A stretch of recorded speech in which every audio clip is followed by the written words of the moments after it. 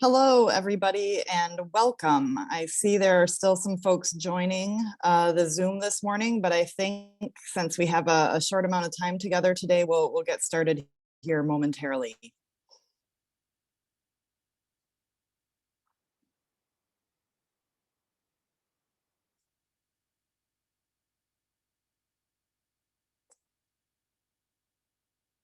All right.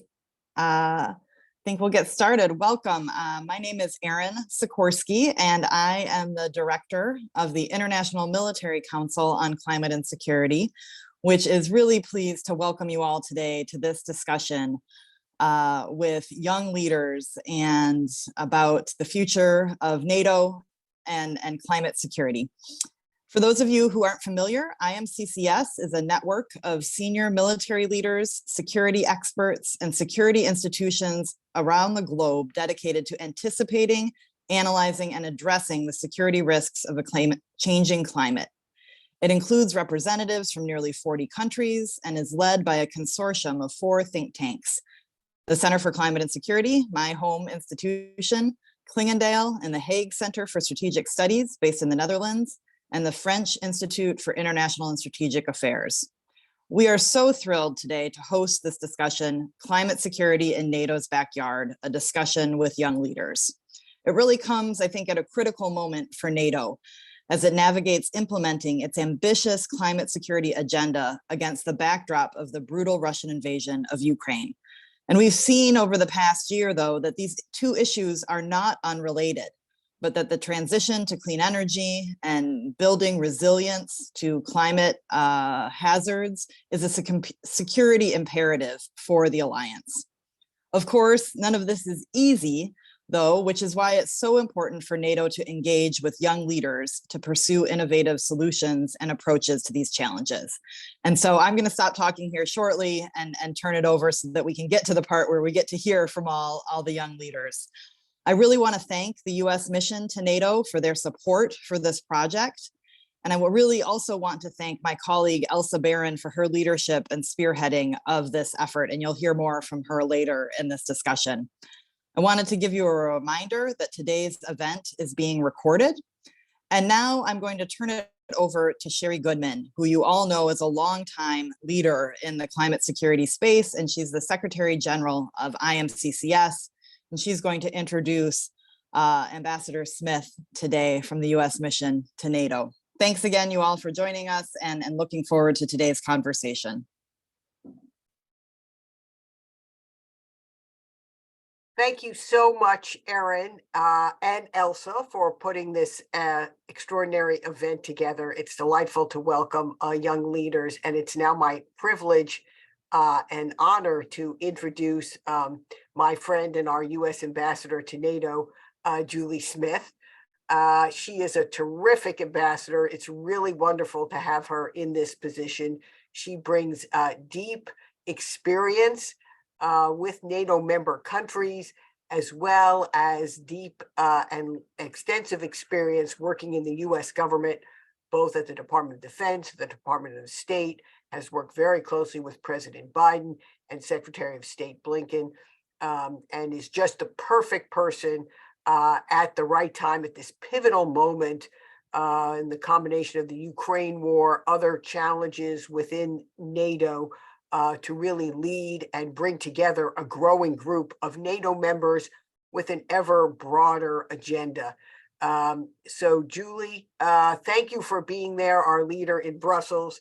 And now it is I forgot, am I introducing both of you, or Julie is speaking first and then Katerina? Yeah, I think go ahead with both, Sherry. With both. Okay, there we go. All right, everyone. Well, it's great to be paired. Have Katerina here as well. Katerina is a person that I have known now, I think at least 5 or 6 years since she was getting started in this field at the Hague Center for Strategic Studies at one of the early conferences of the Planetary Security Initiative. And she is a great and growing talent that many of you, she's a NATO young leader, and many of you now IMCCS young leaders, I think, will be following in her footsteps, if not also Ambassador Smith's footsteps at some point as well. But Katerina has deep experience as well in her time, both working at the European Leadership Network and in a variety of other extensive posts. And as a NATO young leader, last summer, she spoke on the main stage at the NATO summit.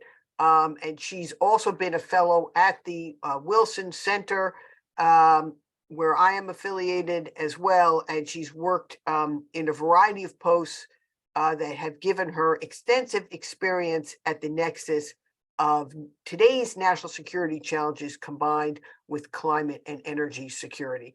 So Katerina, thank you very much also for being with us today. Over to you both.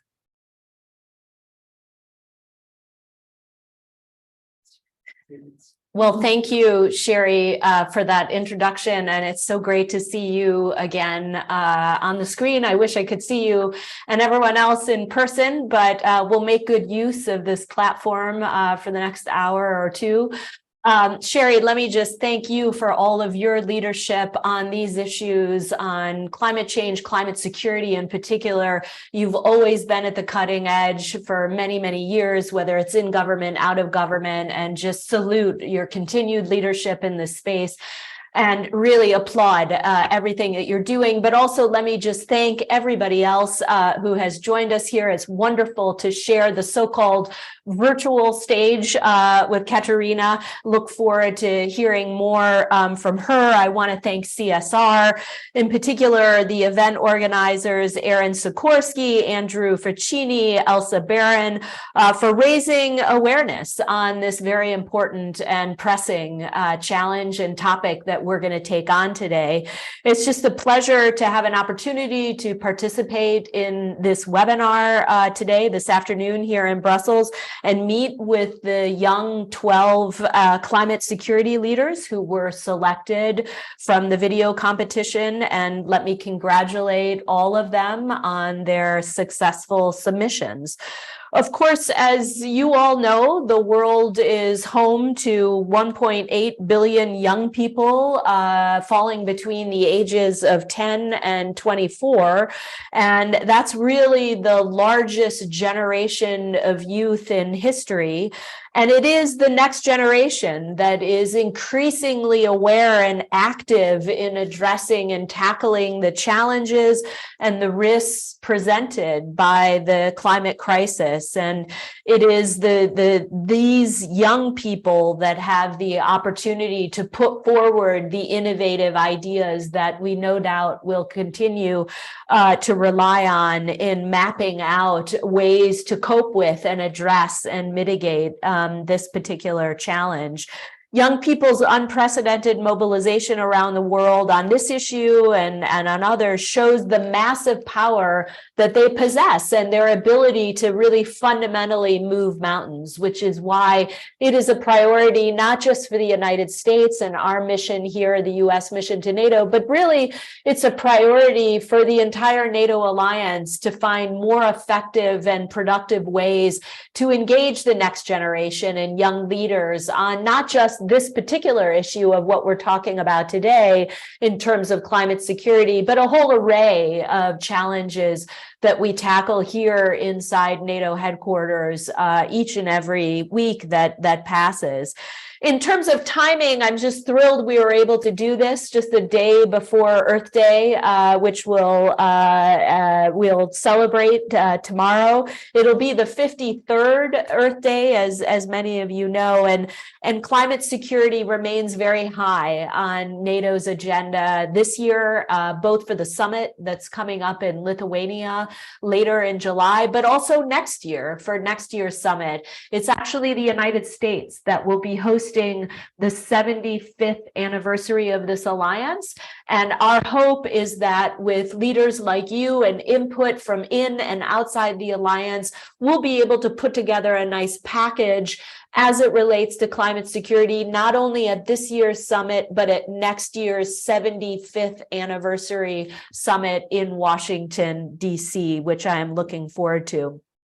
Look, my goal through this webinar is really to hear from you and generate fresh thinking and ideas. But I thought I would just very, very briefly say something on the subject of climate security, and then very briefly say a few sentences on Ukraine, because as we heard from the top, at the top from Aaron's comments, Ukraine and the war there runs parallel and through the topic that we're talking about today. And it's important for us to connect those two, particularly here inside the NATO alliance. So let me just say a few words about each of those topics. And then really, I want to go back to the Q&A period and pull more insights in from all the people represented on the screen, and really get into more of a dialogue, because that's really what benefits us. So on the subject of climate security, I mean, obviously this feels like a critical stage for climate change, climate security, and that is something that is recognized and talked about both home in Washington among my colleagues across the Biden administration, and no doubt each and every day here at NATO headquarters. This is a theme that we tackle climate security on a regular basis in both corners, across the U.S. interagency and here with our partners and allies at NATO headquarters. Obviously, as you well all know, climate change poses enormous challenges to security and stability. Rising sea levels, changing weather patterns threaten our military installations in particular, and our ability fundamentally as allies and partners to carry out missions, whether they're in the Euro-Atlantic area or in faraway places.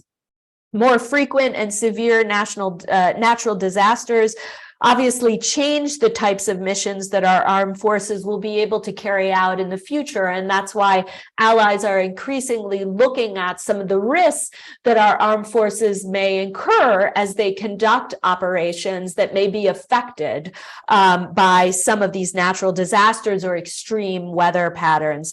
And competition over increasingly scarce resources has shown already and will in the future exacerbate conflict and potentially change migration flows. And we've seen that as evidenced through a series of conflicts throughout today's world. And there have been many, many situations where you can look at regional instability taking root in some of those battles for scarce resources, which again takes us to the subject of climate security here at NATO headquarters and works its way through the types of conversations that we have here all the time. So we believe here at NATO that we can and we must play a leading role, we the United States, in adapting to and mitigating the security effects of climate change. The US, separate from the NATO alliance, is very proud of its record as a world leader in reducing emissions,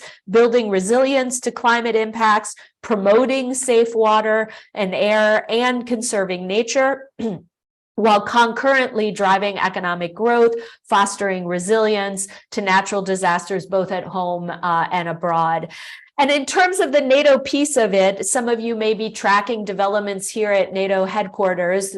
NATO has taken on the subject of climate security and climate change for quite some time, but I would say that it's really come to a head in the last couple of years, where we've seen a flurry of activity, and we can talk more about that. But I would say just at last year's NATO summit, our leaders pledged to make NATO a leading international organization on both understanding and adapting to the impact of climate change on security.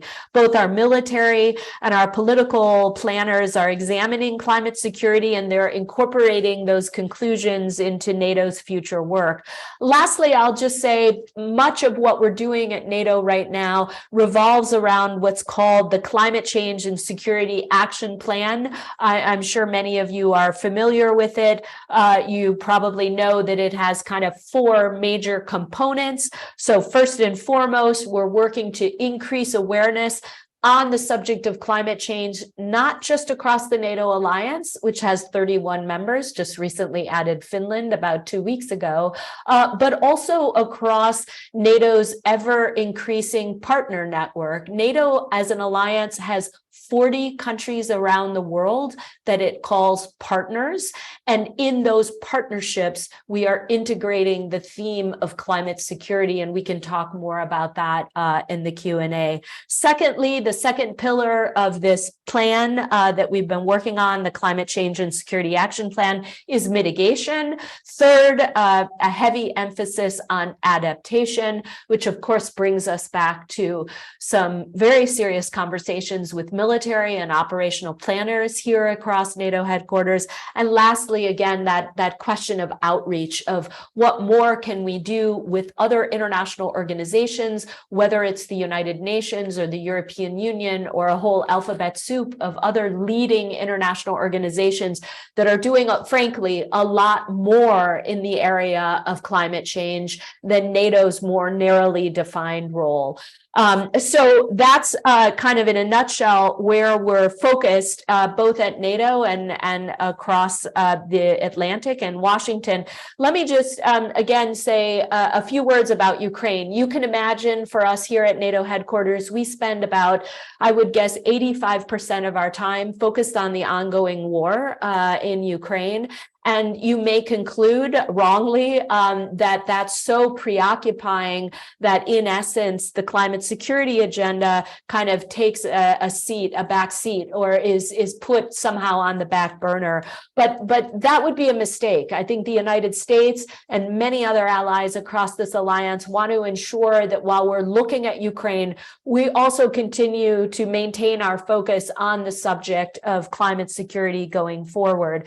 Climate security is clearly an ongoing crisis. It's threatening our resilience.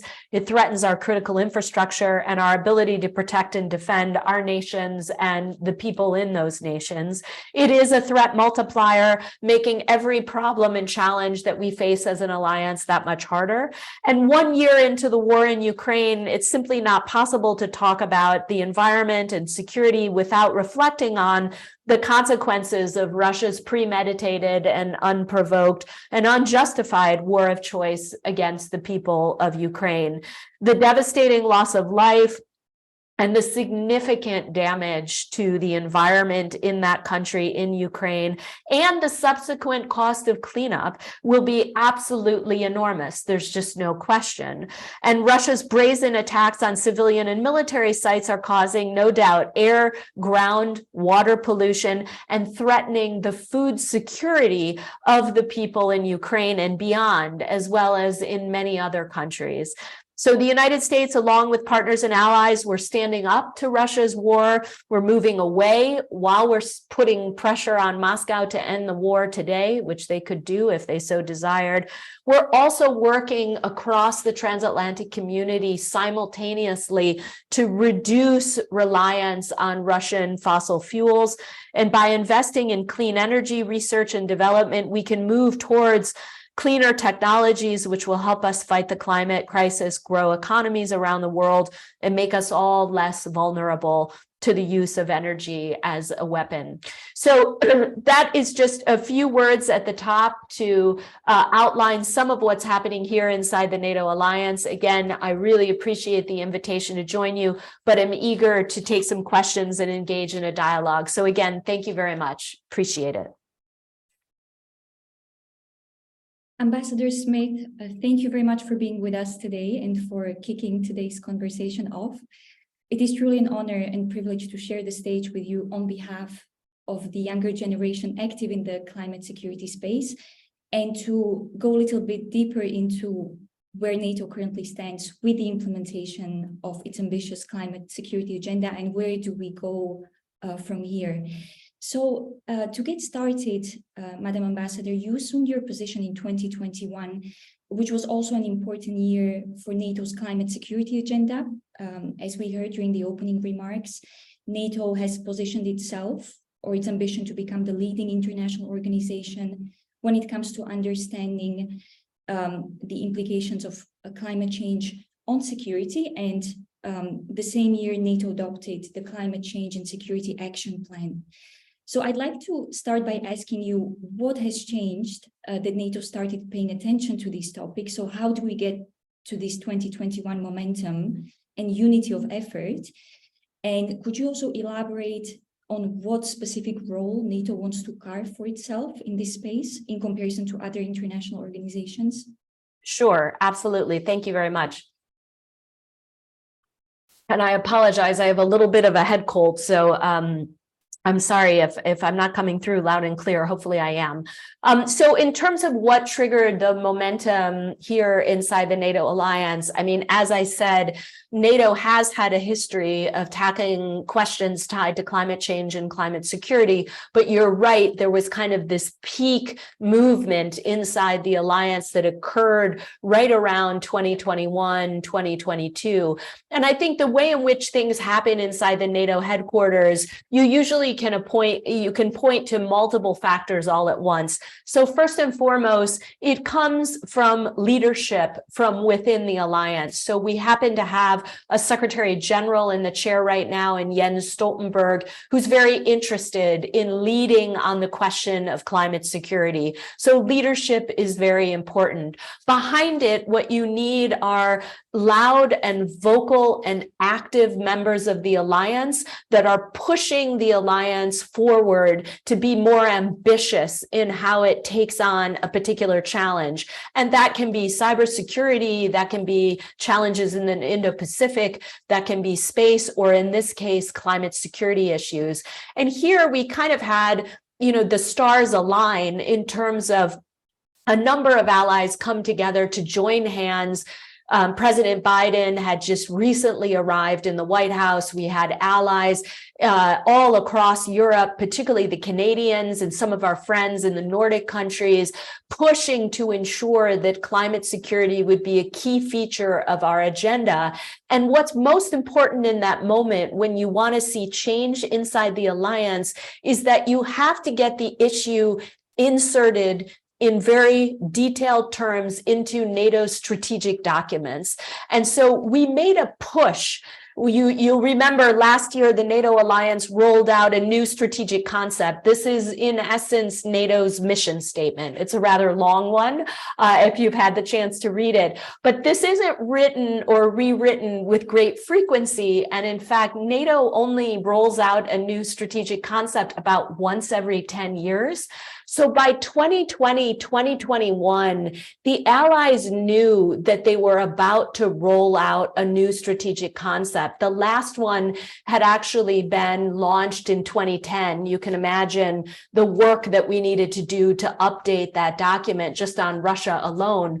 But climate needed to be a key feature of it. So allies were pushing to get the right language into the 2022 strategic concept, and they did that to point out climate security as a key challenge for the alliance and to ensure that NATO would take a leadership role, not on addressing climate change writ large. That is better left to a whole array of other global and multilateral institutions.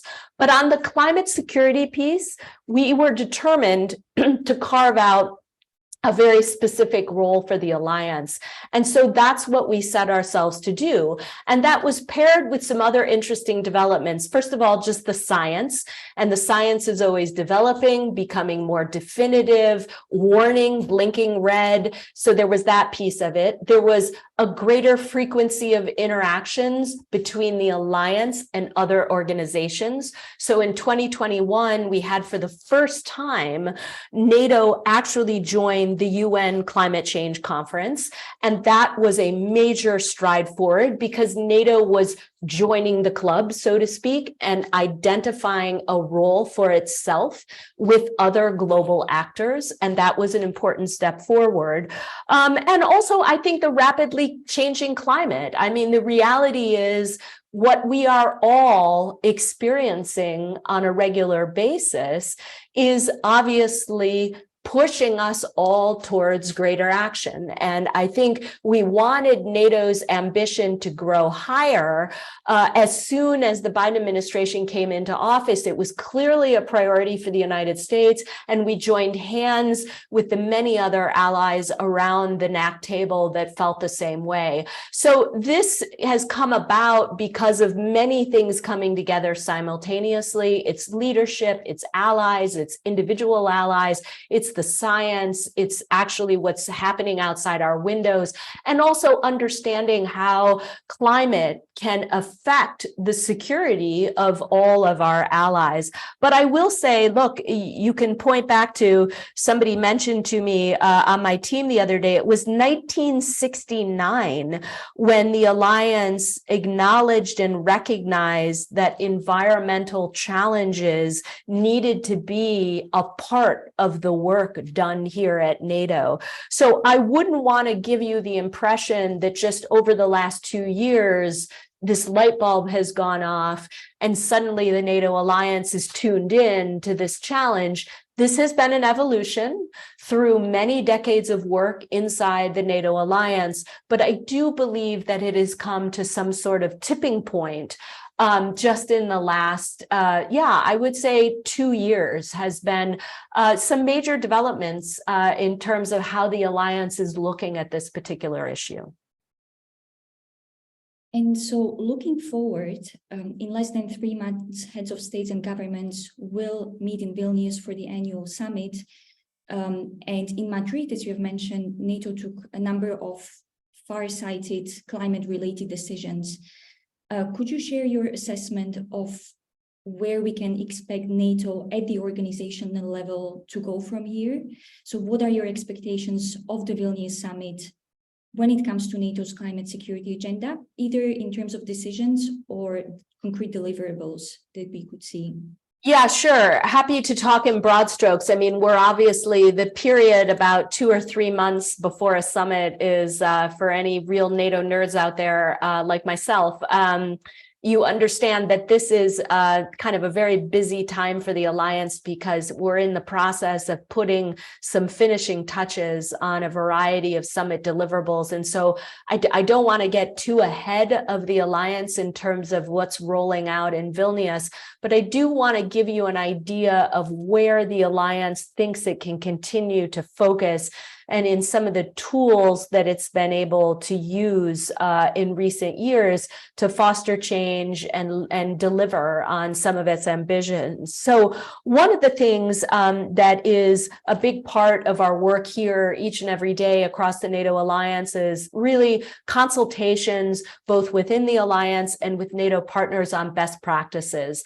So we are doing this increasingly in a really innovative way. When you say NATO, I bet most of you think of Europe and North America, but increasingly what we're doing is we're bringing our partners across the Indo-Pacific into the room, not as NATO members. They don't have any intention of joining the alliance, but they want to come in and talk to us about best practices as it relates to issues like climate security. So we've been able to bring our friends from South Korea, Japan, Australia, and New Zealand into the NAC table, pair them with other partners from the Middle East, from Africa and beyond, to share how are we all grappling with this particular challenge of climate security. What are individual nations doing? What are other organizations doing? And what are small groups of countries, for example, the Nordics taking on, or countries in the Balkans to tackle some of the challenges associated with climate change. So the first pillar, I would say, is just consultations and learning from one another. We want to listen clearly to how the Japanese are tackling some of the same challenges that Estonia is facing, whether that's in hybrid warfare of dealing with disinformation or whether that's dealing with climate security. So consultations would be the first area, and we look for those to continue. Secondly, a big part of the work here at NATO headquarters revolves around what we call standardization, and that is to ensure that countries are pursuing the same policies at the national level that will allow us to work together as an alliance. So if an individual country has a best practice in, let's say, fuel efficiency for their military or using green technology for sustaining military operations in places that are hard to reach, we want to bring that into the alliance and look at the possibility of making that a standard that all other allies would have to meet. So trying to identify the standards that will continue to allow us to be interoperable as we take on new missions, either in our AOR or beyond, is a key feature of our work. And climate security is increasingly a part of that standardization process because we're looking at, for example, reducing emissions of our forces or looking at green technology to sustain operations without creating any added vulnerabilities of getting fuel to the site of the mission. So that standardization would be kind of the second basket. The third basket that I would mention is the close work that we do with our partners to clean up either dangerous stockpiles of old weaponry that they have, which can present environmental risks and could lead to environmental damage, or to help our partners and allies cope with unexploded remnants that still may exist on their territory from previous conflicts. And so that is a key feature of the work that goes on here across NATO as well. And lastly, I wanted to mention the civil preparedness and emergency response, where together as allies, we're looking at ensuring that we will be prepared for a whole array of contingencies, short of some sort of kinetic action from an adversary, but that might stem from a natural disaster to which NATO may feel compelled to respond.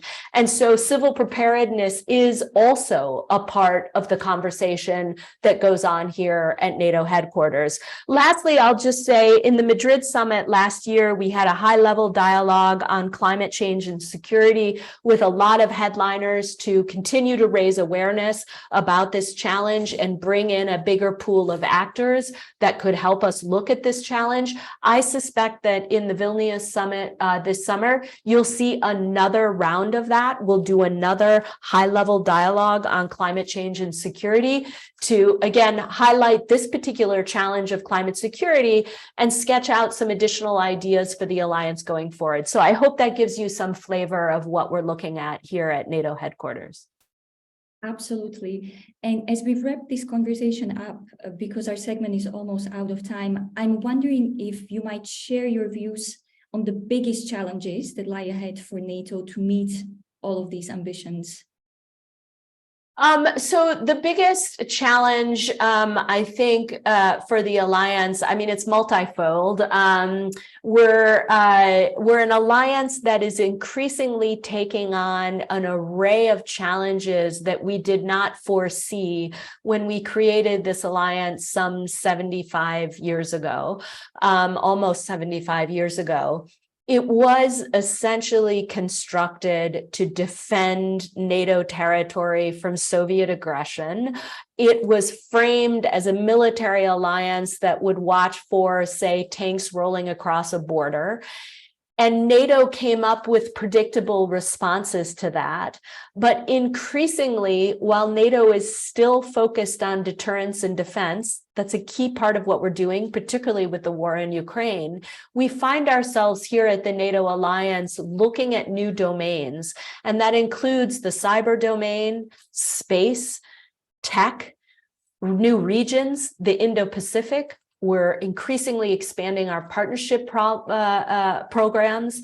We are looking at women, peace, and security as a new rich agenda for this alliance to make progress on. And it takes us to the question that we're trying to grapple with today, and that is climate security. So I think the challenge for the alliance broadly is prioritization and focus, and that has to be paired with proper resourcing and political will. And so I would say that I, as a good NATO nerd, again, myself, what I refer to myself regularly as, I love the fact that NATO is increasingly this very broad political military alliance taking on the issues of the day, but we have to make sure that our focus here is clearly defined. both to outsiders and insiders, that we have the resources to deliver on our ambitions, and that we have the political will behind it. So that's what we do here at the U.S. mission to NATO, is we continue to drive the agenda, make sure we have all of those things in place, and that we can deliver on the whole array of issues that we're sinking our teeth into each and every day that we're here in Brussels. Ambassador Smith, thank you so much for being with us today and for sharing your perspectives on NATO's climate security agenda. To our online audience, we will now transition to a conversation with the IMCCS young leaders. So let me turn it back to the IMCCS and Elsa Baron, Research Fellow at the Center for Climate and Security. Hi, thank you so much, Katerina and Ambassador Smith, for that insightful conversation. And we're really honored that both of you chose to join us for this Earth Week and Earth Month and Earth Day tomorrow. So now I'll invite our Young Leaders cohort to come online. I'm really excited about this very impressive group of young leaders from across the world who've submitted video submissions on climate security challenges and policy recommendations in their own communities.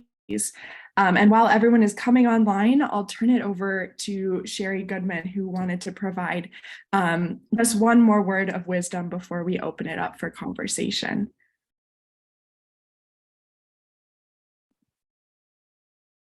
I think I could turn on my audio, but my video, I think, is off.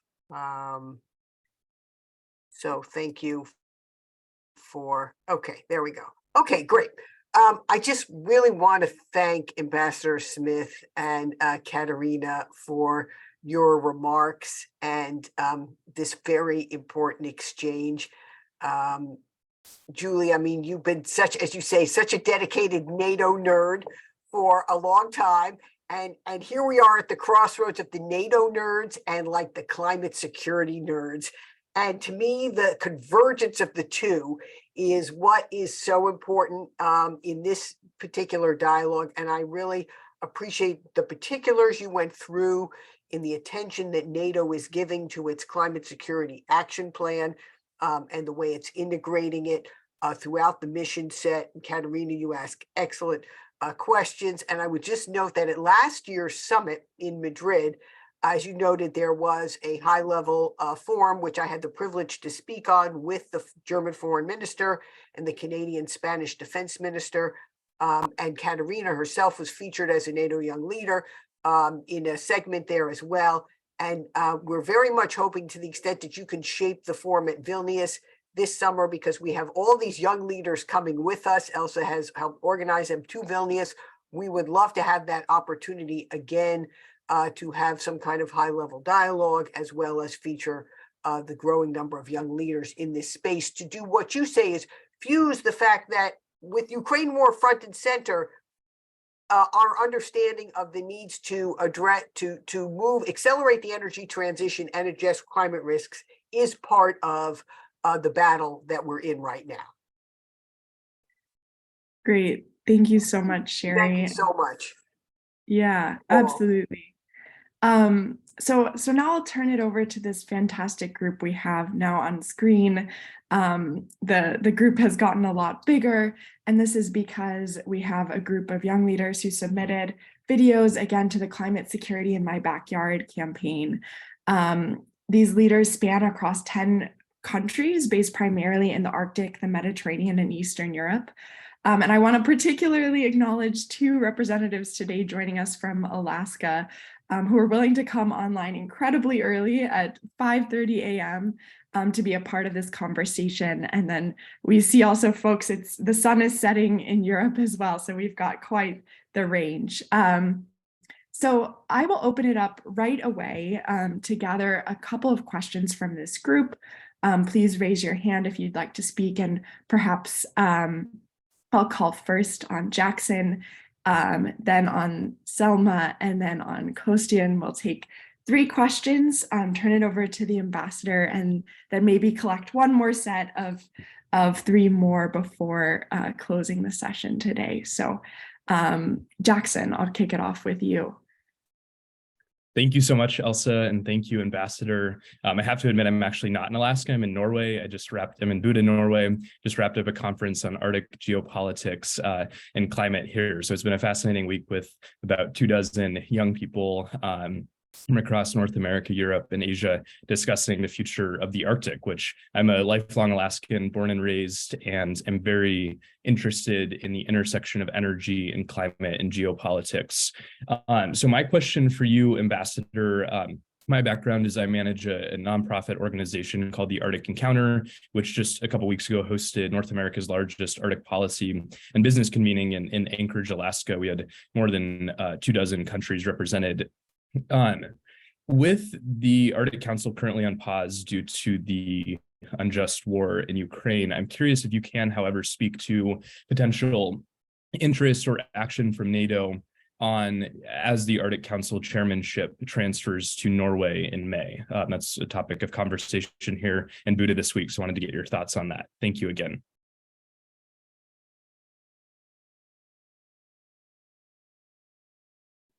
Great, thank you. And before we jump in, maybe we'll take a question from Selma and then from Kostian as well. Yeah, of course. Thank you so much one more time for actually dedicating some time for us and for opening the floor to youth to express their ideas and thoughts and questions. Apparently for now, we truly appreciate that. Now, coming from the MENA region, I really want to address some questions related to the region and then the entire globe. I was wondering how can NATO engage youth, especially in particular on efforts to address climate security challenges, both within member countries and partner countries? Is there a chance maybe for having a space where NATO can actually have direct interaction and engagement with us as youth to go for the implementation of new projects and bring our proposals to the ground? And maybe something else that I wanted to address under this is also, we know that NATO has committed to reducing its carbon footprint and promoting environmental sustainability. Now, personally, can you discuss NATO's efforts to achieve these goals and what progress has been made so far? Thank you so much. Thank you, absolutely. And one more question before we turn it over to you. Thank you. Hi, everyone. My name is Kostian from Albania, a proud NATO member, in fact. So, dear Madam Ambassador, many thanks for your messages. In fact, the year that we passed, 2022, was truly historic. I still remember February when my friends in Ukraine were writing to me about the bombs that were falling in their cities, and of course, the uncertainty on what will come next. At that time, I remember one of the main concerns was how Europe would survive a winter without the Russian gas. And as we saw, apparently Europe survived, also thanks to a mild winter. But still, the issue is not resolved in a definite way. 1 year later, my question is how you see the energy security in Europe and what should be done to ensure a green transition for our continent. And the second very short question, is now the time for a female NATO Secretary General? Thank you. Thank you so much. Fantastic questions. I don't know how we'll ever cover, all of this discussion, but over to you, Ambassador Smith, to provide an answer, and then we'll try to turn it back to the current group of ambitious young leaders with their hands raised for one final round before we close out. Okay, thank you. I'll try to be quick because unfortunately I've got to scramble in a minute, but we might be able to squeeze in one more round. Jackson, so your question on the Arctic Council, the fact that it's on pause, the transition over to Norway, it is the question of the day, and that is what we're all grappling with. On the one hand, we're trying very hard as an international community, particularly as a transatlantic community, to isolate Russia in this moment for this unprovoked war inside Ukraine. And we've done that through various international bodies, including the Arctic Council. But it comes at a cost for Russia, which is the intent. But we want to ensure simultaneously that concerned allies, particularly those that have access and are right there in the Arctic or on the Arctic, can continue to pursue joint policies and approaches on that corner of the world, even in light of this suspension. And so I know there's been some innovative solutions of trying to figure out how like-minded partners and allies can come together to continue to focus on either what we call here at NATO up in the high north or the Arctic, without the fact that the Arctic Council isn't functioning at full capacity. But I wouldn't want to get ahead of the Norwegians. I think this is a question that they're grappling with in concert with partners and allies, and let's see how they're going to take that on. Obviously, we can't afford to wait when it comes to dealing with the Arctic. This is not something that we can pause, and yet we have to acknowledge the importance of isolating Russia on the global stage for its violation of Ukraine's sovereign territory. So that is something that we'll continue to grapple with. Salma, on looking for opportunities for the NATO alliance to engage youth, this is a priority for the Secretary General and for NATO allies, and we've looked for opportunities to do this. We've experimented with what is called these youth summits that brings a younger audience, often right up against the NATO summit, so that young leaders can engage directly with the leaders, the ministers, and the participants at the summit, not just on climate security issues, but on a whole array of issues. And this doesn't have to involve just NATO allies per se. It is something that we're interested in working with our NATO partners, and that takes us to partners in the MENA region, without a doubt, partners that are feeling this firsthand and that have insights, important insights on grappling with the effects of climate change and looking for joint and common solutions. I would say on ICI in particular, this past February, the NATO Istanbul Cooperation Initiative, which is the partnership program we have with that neighborhood, did meet for the first ever discussion with allied and partner experts on emerging climate challenges and how to tackle them together. And that's a good example of taking a NATO partnership program, ICI, and putting climate security inside that dialogue so that we, the NATO alliance, can include them in our work on climate security. You had a question about reducing NATO's carbon footprint. I know the SecGen did announce our decision here at NATO headquarters to reduce NATO greenhouse gas emissions by 45% by 2030 and then get to net zero in 2050. I also know that we've been working on a methodology for measuring NATO's greenhouse gas emissions, which is complicated to say the least, and that we're hoping that will help us better track it and meet those targets and in fact increase our ambitions. So I don't have breaking news on that front, but that is a space to watch, and you're welcome to engage others here on NATO's international staff to get better information on that as we lay out this new methodology.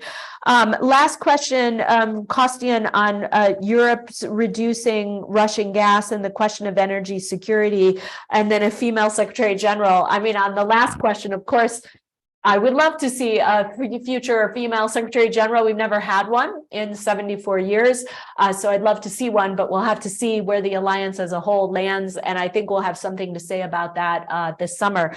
On energy security more broadly, I mean, you're right. Europe was under the impression that it would be, many countries thought this was a long-term prospect, right? But because of this war in Ukraine, allies took drastic measures and turned their energy reliance on its head almost overnight. I mean, what the Germans have done in particular, the speed with which they have undertaken this enormous reduction on reliance on Russian oil and gas has been nothing short of astounding. And you're right, I think some had the impression at some point that the sky would fall. But alas, we found that this is something that countries can do, that they can take on and they can pursue in short order. And I think think we, the United States, are working very closely with the European Union on this matter, because we believe that this piece in particular, the EU has a big role to play in this regard. Obviously, the US isn't a member, but we're trying to partner with the EU on continuing to reduce dependence on Russian oil and gas. Thank you so much. That was a lesson in how to answer 10 questions in 5 minutes. And I'm a firm believer in leaving any conversation with more questions and new questions than answers. And so I see we have 2 more questions. I'll give you 1 sentence to ask your question. We don't expect a response from the ambassador. We're just very thankful for your time, but I think it's great to leave a conversation with a couple of questions to continue to ponder. So Michelle and then Pau, just 1 sentence to please interject your question. Yeah, I'm really glad to be here. Thank you for your time. So my question was, how is the US and also NATO member states involving local leadership and indigenous people as allies in the Arctic in this decision-making for their homes in terms of security and preparedness? So, thank you. Pau, thank you. Thank you, Ambassador. In my case, I would like to ask, what about the European strategic dependencies on critical raw materials, lithium, semiconductors, etc., that allow actually green technologies? How do we relate to China in this regard? Fantastic questions. And I will leave it to you, Ambassador, to take those with you home and into your next interactions and ponder those. Thank you so much to everyone who joined us today, to the Young Leaders cohort, of course, for your video submissions, to Ambassador Smith and the whole team at U.S. Mission to NATO, especially Cassandra O'Connor, who's been critical in coordinating this dialogue. Thank you to IMCCS leadership, Aaron Sikorsky and Sherry Goodman, for joining us and for making this group possible. And thank you to Katerina Kirtisova and again, our young leaders who joined us across diverse time zones today to be a part of this conversation. And we will be continuing the conversation in another session, a workshop to really think about these discussions and take your points, Ambassador Smith, and really workshop them next. And so we look forward to that. Thank you for joining today, and we will see you all next time.